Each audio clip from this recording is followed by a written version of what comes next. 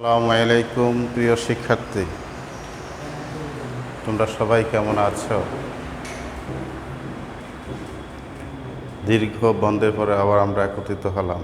শুকরিয়া আলহামদুলিল্লাহ আল্লাহর কাছে। তোমাদের বাসার সবাই ভালো আছে তো? আলহামদুলিল্লাহ। আমাদের কোভিড-19-এর কারণে বিভিন্ন কারণেই লেখাপড়ার যথেষ্ট ব্যাঘাত ঘটছে। এতে করে তোমরা খুবই পিছনে পড়ে যাচ্ছ। তথাপি অনলাইন ক্লাসে অংশগ্রহণ করে লেখাপড়াকে চলমান রাখার স্বার্থে আমরা নিশ্চয়ই আশা করব যে তোমরা সেখানে স্বতঃস্ফূর্তভাবে অংশগ্রহণ করবে। আজকে আমাদের আলোচনার বিষয় হলো চিঠি লেখা বা লেটার রাইটিং। আমরা লেটার লিখি বা চিঠি লিখি। চিঠি লেখার কিছু নিয়মকানুন রয়েছে। প্রশ্নে যে বিষয়টা চাওয়া হয়েছে, উত্তর জানতে চাওয়া হয়েছে, সে বিষয়ে আলোকপাত করা, শুভেচ্ছা বিনিময় করা, বিদায়ী সম্ভাষণ ইত্যাদি ইত্যাদি। তবে সবচেয়ে বেশি গুরুত্বপূর্ণ হলো প্রশ্নে কী জানতে চাওয়া হয়েছে। আজকে আমাদের আলোচ্য বিষয় হচ্ছে two your friend about your preparation for the upcoming examination. আসন্ন পরীক্ষা তোমার প্রস্তুতি জানিয়ে তোমার পিতা বা মাতা বা বড় ভাই বন্ধুর কাছে একটি পত্র লেখা। তো আমরা এই চিঠিগুলি লেখার পূর্বে চিঠি কিভাবে লিখতে হয়, একটি সার্থক, সুন্দর, পরিচ্ছন্ন, উপযুক্ত একটি পত্র উপস্থাপন করতে হয় কিভাবে, তার কিছু বিষয় তোমাদের সামনে উপস্থাপন করা হচ্ছে। তোমরা লক্ষ্য করো, আমরা চিঠিটার যেই কাগজের উপর লিখব, সেই কাগজটাকে যদি আমরা এইভাবে ধরি, প্রথমে আমরা বাম পাশে একটি মার্জিন দেবো 1 ইঞ্চি পরিমাণ, উপরও 1 ইঞ্চি পরিমাণ আমরা একটা রেখা টানব। চিঠি বর্তমানে 2টি দেশের নিয়মকে অনুসরণ করে। আগে নিয়ম হল ব্রিটিশ রুল, বর্তমানে হলো আমেরিকান রুল।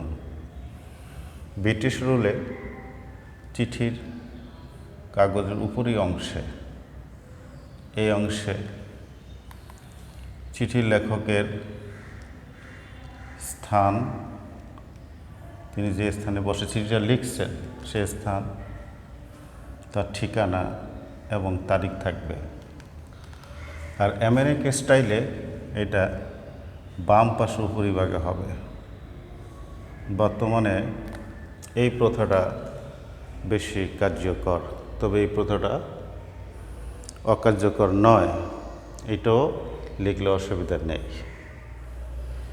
যেহেতু বর্তমান নিয়মে এই অংশটি বেশি কার্যকর, সেহেতু আমরা এটাকে লিখব। কি লিখব এখানে?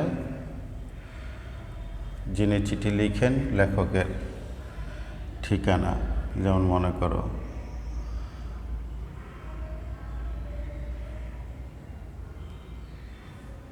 North Ibrahimpur, north Ibrahimpur,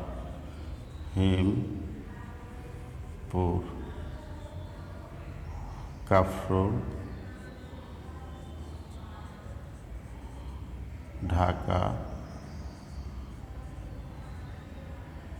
1206। আজকের তারিখটা হলো 23/05/2021। এই হলো শিরোনাম। এটাকে বলা হয় কি? শিরোনাম। এবার অ্যাড্রেস করবা তুমি যাকে উদ্দেশ্য করে চিঠি লিখবা সেখানে লিখবা ডিয়ার, মনে করো রানা, তোমার বন্ধুর কাছে তোমার বিষয়টা লিখতেছে। এরপরে তুমি তার সাথে কিছু কুশল বিনিময় করবে। তৃতীয় ধাপে গিয়ে কি করবে? কুশল বিনিময় করবে, শুভেচ্ছা বিনিময় করবে। How are you friend? How are you friend? এইভাবে এই অংশটা হবে, বন্ধু কেমন আছো, তোমার একটি চিঠি পেয়েছি, I got your letter yesterday, গতকাল তোমার একটা চিঠি পেয়েছি। হোপ ইউ আর ওয়েল, আশা করি তুমি ভালো আছো।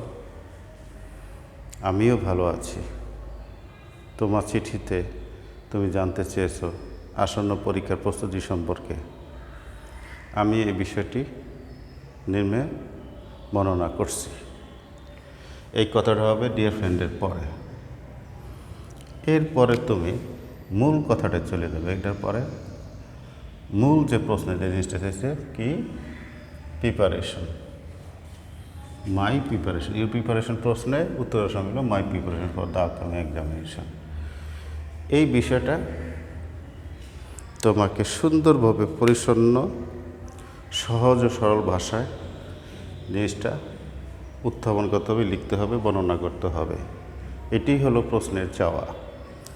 আর এটা হলো এই যে বাকিগুলো, এইগুলো একটি চিঠি লেখার বিভিন্ন ধাপ। তো সেই ক্ষেত্রে তুমি লিখতে পারো ডিয়ার ফ্রেন্ড, ইউ নো, প্রিয় বন্ধু তুমি জানো, I always did well in my exams, previous exams and different exams of different classes. Accordingly, সেই অনুযায়ী I am thinking that, আমি ভাবছি যে I should do well in the upcoming examination. And for that reason, সেই কারণেই my preparation for the upcoming examination is going on, চলছে। Already I have revised all the syllabuses of all books.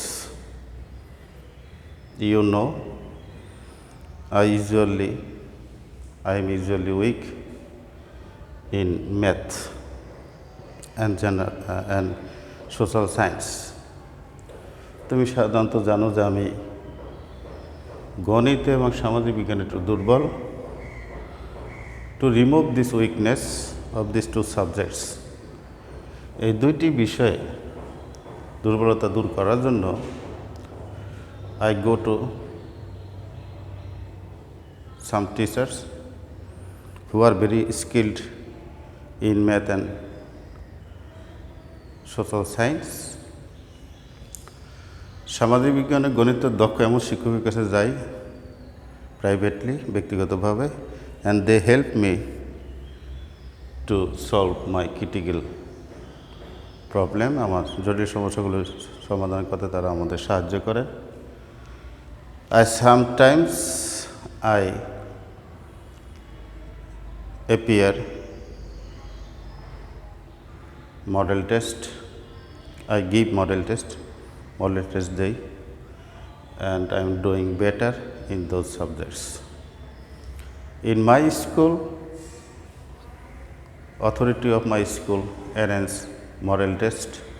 I also attend in that model test and try to do well in the examination. Out of the model tests, outcomes of this model test, my result is good. I am trying to score 80% up marks, and also I am trying to achieve 90% marks in all the subjects, so that I can achieve A+ in the upcoming examination. And upcoming examination এর মধ্যে কখনো কখনো লেখা থাকে your SSC examination JSC examination, PSC examination, বিভিন্ন পরীক্ষা, annual examination, final examination, বিভিন্ন পরীক্ষার নাম উল্লেখ থাকতে পারে।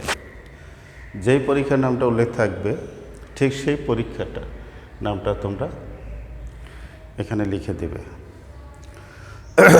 I personally study at least 6 to 7 hours at home. I go through the text. আমি পুরো বইটা পড়ি।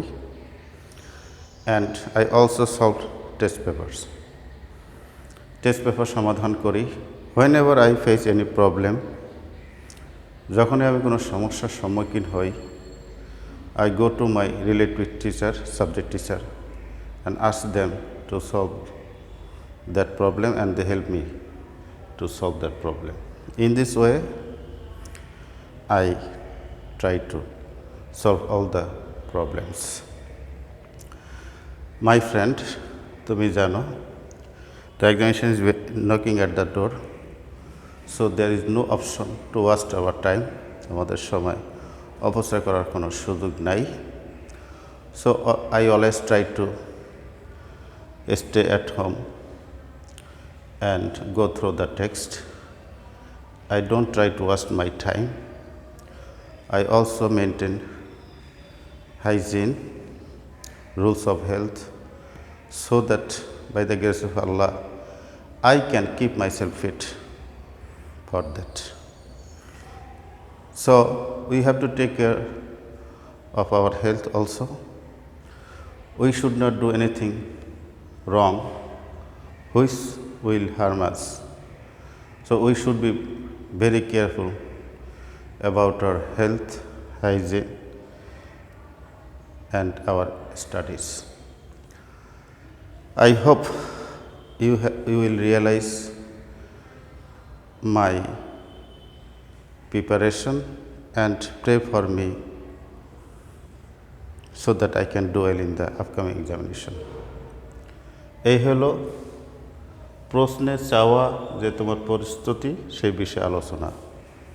এইভাবে আলোচনা করার পরে শেষ অংশে যাওয়া, বিদায় সম্ভাষণে যাওয়া, নো মোর টুডে, আজ আর না। My regards to your parents, or salam to your parents. বাবা মার প্রতি রইল আমার সালাম, and love to the younger, ছোটো ভাই বোনদের প্রতি রইল আমার ভালোবাসা। Thank you, you loving friend, প্রিয় বন্ধু দিয়ে দিল রাজু। এই হলো একটি সার্থক চিঠি। চিঠিটা লেখার পরে তোমাদের আরেকটা কাজ হবে, সেটা হলো একটি এনভেলপ তৈরি করা। কি তৈরি করা? এনভেলপ তৈরি করা। এনভেলপের ডান পাশে উপরিভাগে স্টাম্প দিবা, ঠিক মাঝখান থেকে একটা ছোট্ট রেখা টানো, তার ডান পাশে উপরে লিখবা টু, অর্থাৎ যার কাছে লিখতেছো। কার কাছে লিখতেছো? টু রানা। কোথায় থাকে? চট্টগ্রাম। আর তুমি যে পাঠাচ্ছ তোমার নাম মনে কর, এখানে হবে ফ্রম, যার থেকে চিঠিটা যাচ্ছে প্রেরক, আর উনি হলেন প্রাপক। তুমি মনে করো রাজু ঢাকা থেকে পাঠাচ্ছ, এটা লিখছো এখানে ঢাকা, আর চট্টগ্রামে থাকে, বহদ্দারহাটে থাকে। এইভাবে তুমি একটি সুন্দর সার্থক চিঠি লিখে তারপরে বন্ধুর কাছে পাঠাবে। আর এইভাবে যদি তোমরা প্র্যাকটিস করতে পারো, ধীরে ধীরে তোমাদের লেখা উন্নতি ঘটবে, রাইটিং টেস্টের ইমপ্রুভমেন্ট হবে, তোমাদের চিন্তা চেতনা বৃদ্ধি পাবে, এবং নিজেরা যে কোনো বিষয়ের উপর সৃজনশীল পদ্ধতিতে যে কোনো ধরনের চিঠি তৈরি করতে, প্রস্তুত করতে বা লিখতে সক্ষম হবে। তাহলে বন্ধুরা, শিক্ষার্থীরা, তোমরা বুঝতে পারছো কীভাবে একটি সার্থক, একটি সফল, সাকসেসফুল লেটার লিখতে হয়, তা দেখানো হলো। সবাই বুঝতে পেরেছ? ধন্যবাদ তোমাদের। এখন প্রশ্ন হলো তোমাদের কাছে যে একটি চিঠিতে কয়টি অংশ থাকে, তাদের নাম কি, এবং এই চিঠিগুলো লিখতে গেলে কয়টি বিষয়ের উপর দৃষ্টি রাখিতে হবে, কোন বিষয়ের উপর অধিক গুরুত্ব দিতে হবে। সব বিষয়গুলি গুরুত্বপূর্ণ, সবগুলো প্রয়োজন, তবে যে বিষয়টার উপর সবচেয়ে বেশি গুরুত্ব দিতে হবে সেটা কি, উত্তর ডিসক্রিপশন অর্থাৎ বর্ণনা, চিঠিটি যে বিষয়টা জানতে চেয়েছে সেটা। যদি এই বিষয়ে যখন লিখতে যাবে তখন তোমরা যথেষ্ট সতর্ক থাকবে বলে আমার বিশ্বাস। আশা করি তোমরা একটি সুন্দর সার্থক চিঠি লিখবে। ঠিক আছে শিক্ষার্থীরা? ওকে, এখন তোমাদের কাছে আমার কিছু প্রশ্ন।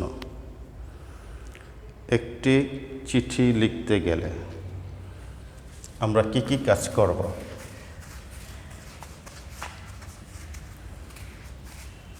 প্রথমে আমরা উত্তরপত্রটা বাম পাশে কি করব, 1 ইঞ্চি পরিমাণ গ্যাপ রেখে উপরে এবং বাম পাশে দুটো রেখা টানব স্কেল দিয়ে। তারপরে হ্যাঁ ঠিক বলেছ, শিরোনাম বা হেডিং। শিরোনামে কি থাকবে?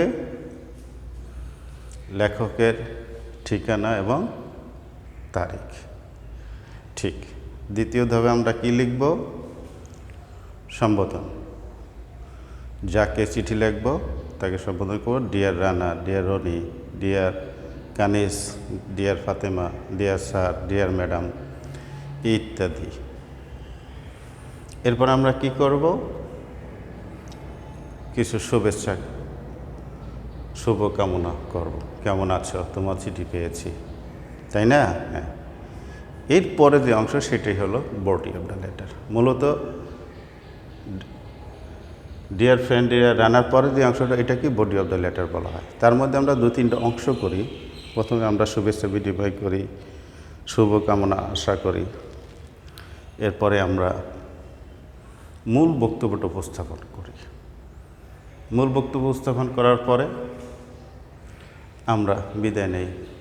আজান নয়, বাবা মাকে সালাম জানাইও, ছোটদের স্নেহ দিও, তোমার চিঠির অপেক্ষায় আছি ইত্যাদি ইত্যাদি লেখে তারপর আমরা যার কাছে লিখি তার কাছে বিদায় নেই। Your loving friend, your affectionate ইত্যাদি ইত্যাদি লেখে তারপর চিঠির যে লেখক যে চিঠিটা লিখছেন তার নাম আসবে। বুঝতে পেরেছ? আচ্ছা, এরপরে তুমি চিঠিটা শেষ করার পরে ভাঁজ করে একটি এনভেলপ তৈরি করবে। এনভেলপের ভিতরে চিঠিটা প্রবেশ করবে এবং এনভেলপে প্রাপক যে চিঠিটা পাবে তার ঠিকানা, তার নাম সহ ঠিকানা এবং তুমি যে চিঠি পাঠাচ্ছ তোমার নাম সহ ঠিকানা উপরিভাগে লিখবে এবং ডান পাশের উপরি অংশে স্ট্যাম্প লাগাবে। এইভাবে তুমি উত্তরপত্রে একটি সার্থক চিঠি উপস্থাপন করবে। ঠিক আছে বাচ্চারা? ঠিক আছে।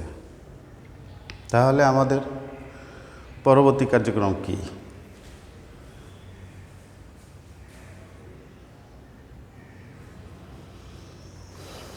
আমাদের পরবর্তী কার্যক্রম হচ্ছে এই নিয়মে একটি চিঠি তৈরিকরণ, প্রস্তুতকরণ। যেমন আমরা লিখেছি যে right a letter to friend about your preparation for the upcoming examination দিয়ে দিয়েছিলাম। এটা আপকামিং, আসন্ন পরীক্ষা, আপকামিং এক্সামিনেশন। ঠিক আছে?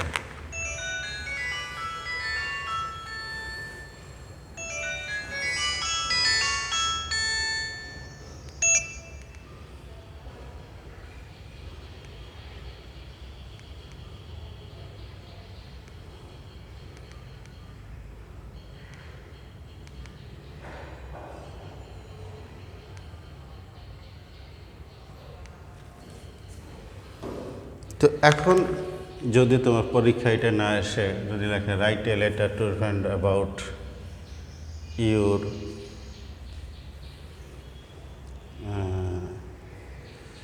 Right a letter to friend about discovering about your health condition, যদি পরীক্ষা তোমার স্বাস্থ্য সম্পর্কে জানিয়ে পরীক্ষা যদি এরকম আসে, write a letter to friend, write a letter যদি এরকম বলা হয়, write a letter to your friend about discovering about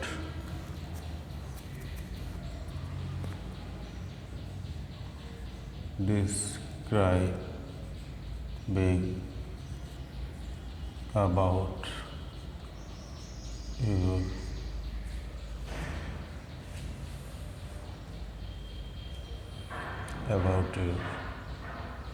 health condition। তোমার বন্ধুর কাছে তোমার স্বাস্থ্য সম্পর্কে জানিয়ে একটি পত্র লেখো।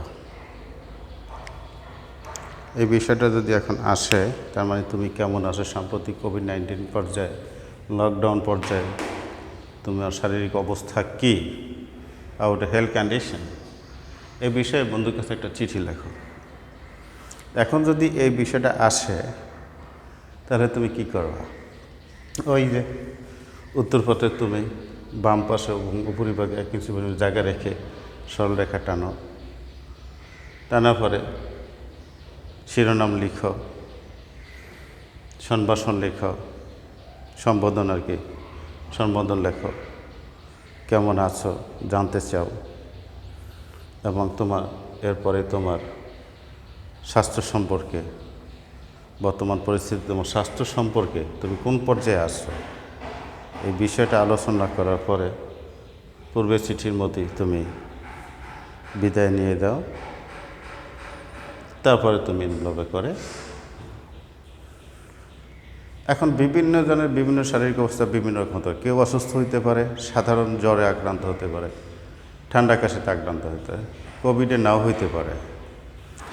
আবার কেউ প্রচণ্ড গরমে দুর্বলতা অনুভব করতে পারে, আবার কেউ অতিরিক্ত গরমের কারণে ঘরের বাইরে অস্বস্তি বোধ করতেছে। এমন অবস্থায় সে শারীরিকভাবে কী ধরনের চিকিৎসা নিচ্ছে বা শরীরকে সুস্থ করার জন্য তুমি কী ধরনের ব্যবস্থা গ্রহণ করেছো, বা তুমি অসুস্থ হলে কী ধরনের চিকিৎসার ব্যবস্থা গ্রহণ করেছো, এই বিষয়গুলি মূলত বর্ণনাতে চলে আসবে। বুঝাইতে পারছি বাচ্চারা? কাজেই তোমরা বাসায় বসে, এটাই তোমাদের হোমওয়ার্ক বা বাড়ি কাজ, এটাকে সুন্দর ও পরিচ্ছন্নভাবে বাসায় বসে লিখবে এবং পরবর্তী ক্লাসে আমাকে এটা দেখাবে। বুঝাইতে পারছি? তাহলে বাচ্চারা সবাই সতর্ক থাকবে, যেহেতু মহামারী করোনা সারা বিশ্বকে অস্থির করে ফেলেছে। প্রথম ধাপের পর দ্বিতীয় ধাপে আরও অস্থির করছে। তোমরা সবাই স্বাস্থ্যবিধি মানবে, সতর্ক থাকবে, হ্যান্ড স্যানিটাইজার ব্যবহার করবে, প্রয়োজন ছাড়া বের হবে না, প্রয়োজনে কারোর সাথে মিশবে না, হাসি কাশি থেকে দূরে থাকবে, মাস্ক ব্যবহার করবে ইত্যাদি দিয়ে ব্যবহার করবে। ঘরের ভিতরেও তোমরা সবসময় থাকার চেষ্টা করবে, ভালো কাজের সাথে সংশ্লিষ্ট থাকবে।